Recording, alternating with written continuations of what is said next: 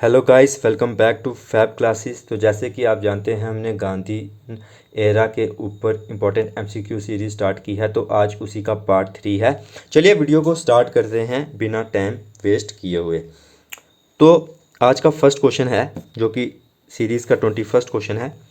Who was the viceroy of India when the non cooperation movement was launched.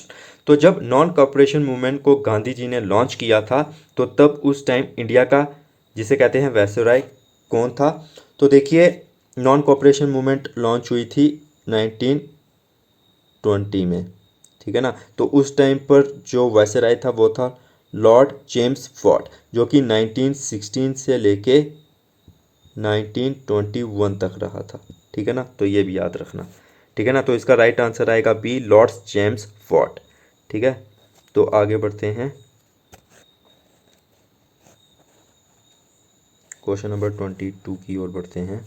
Okay, Gandhi's concept of trusteeship suggests that the wealthy should act as trustees of the property they have for the welfare of। तो अगर किसी के पास क्या है, wealth है, तो उसको क्या कहा, मतलब उसको किस तरीके से एक्ट करना चाहिए या उसके किसकी वेलफेयर के लिए काम करना चाहिए। तो उसको सोसाइटी एज अ होल के लिए काम करना चाहिए, ठीक है ना। तो राइट आंसर डी आएगा कि कंसेप्ट ऑफ ट्रस्टीशिप का मतलब है सोसाइटी एज अ होल, ठीक है ना। राइट आंसर डी है, याद रखना। Okay, where did Gandhi set up his first ashram in India. तो गांधी जी ने अपना पहला आश्रम कहाँ पर बनाया था। तो इसका राइट आंसर आएगा डी, साबरमती। दांडी मार्च की शुरुआत भी यहीं होगी, मार्च 12 1930 से, ठीक है ना। तो ये भी याद रखना, साबरमती आश्रम से ही स्टार्ट होगी और उसी के बाद सिविल डिसओबीडियंस मूवमेंट भी स्टार्ट होगी, ठीक है ना। तो आगे बढ़ते हैं आज के हमारे फोर्थ क्वेश्चन की ओर। What was the significance of the Champaran Satyagraha. तो चंपारण सत्याग्रह की सिग्निफिकेंस क्या है, क्या मेनली वो किसके मतलब कि उसका क्या इम्पैक्ट बना, ठीक है ना। मेन ये क्वेश्चन है कि चंपारण सत्याग्रह का क्या इम्पैक्ट हुआ इंडियन फ्रीडम स्ट्रगल के ऊपर, ठीक है ना। तो ए है, it secured complete independence for a princely state, गलत, ये तो नहीं है। It was the first time Gandhi applied his method of Satyagraha on Indian soil. तो बिल्कुल सही, ये गांधी जी का पहला सत्याग्रह था और यह फर्स्ट टाइम था जब गांधी जी ने अपने जो है method of Satyagraha Indian soil पर ट्राई किए थे। उससे पहले उन्होंने सत्याग्रह किया था, but back in South Africa. तो it was the first time when Gandhi ji applied his method of Satyagraha on Indian soil. तो ठीक है ना, तो इसका राइट आंसर बी आएगा। तो क्वेश्चन नंबर 25 की ओर बढ़ते हैं। The non cooperation movement was launched in response to. तो नॉन कॉपरेशन मूवमेंट जो कि 1920 में आई थी, वो किसके रिस्पॉन्स में लॉन्च की गई थी। तो वो सिंपली दो, तब जिसे कहते हैं ना, इवेंट्स हुए थे। एक जलियांवाला बाग मैसेकर हुआ था, जो कि आप जानते हैं, और दूसरा रॉवलेट एक्ट आया था। ये दोनों ही कारण थे कि गांधी जी को नॉन कॉपरेशन मूवमेंट जो है लॉन्च करनी पड़ी, और इस जो कि काफ़ी ज़्यादा सक्सेसफुल भी रही थी। लेकिन इसको बंद कर दिया गया था 1922 में फॉर बिकॉज ऑफ चोरी चोरिया इंसिडेंट, ठीक है ना। तो उम्मीद है कि आपको आपका रिवीजन अच्छी तरीके हो रहा होगा। तो क्वेश्चन नंबर 26 की ओर बढ़ते हैं। The famous poem Sarfaroshi ki Tamanna was made famous doing which period. तो जो सरफरोशी की तमन्ना आज हमारे दिल में है, ये फेमस कौन से पीरियड में हुई। क्विट इंडिया मूवमेंट नहीं, the period of revolutionary nationalism. तो इसका राइट आंसर बी आएगा।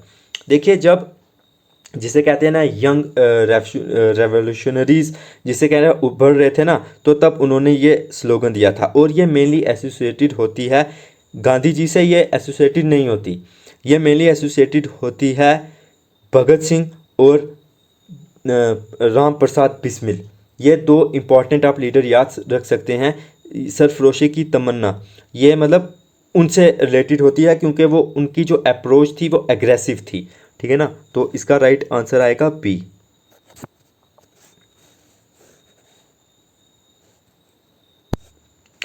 द फ्रेज अहिंसा is the highest Dharma is a principle of, तो सिंपली अहिंसा का सिंपली जिसे कहते हैं ना वो उसकी फिलॉसफी क्या थी, अ की principle of Gandhi's philosophy rooted in Indian religious traditions. तो इसका राइट आंसर ए है, मतलब कि ये गांधी जी की फिलॉसफी थी काफ़ी इम्पोर्टेंट, और ये इंडियन रिलीजियस ट्रेडिशंस के ऊपर बेस्ड थी, ठीक है ना। तो इसका राइट आंसर ए आएगा।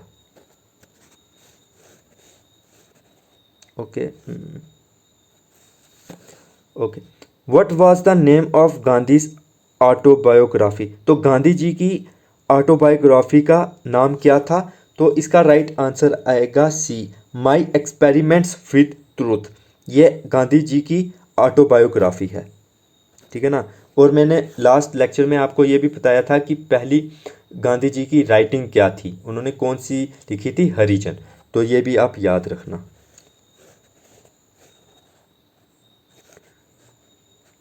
क्वेश्चन नंबर 29 है, Gandhi withdrew the non cooperation movement because he felt it was turning into a, देखिए नॉन कॉपरेशन मूवमेंट काफ़ी सक्सेसफुल जा रही थी, लेकिन उसके बाद एक इंसिडेंट हुआ था, चोरी चूरा इंसिडेंट, जो कि 1922 में हुआ था।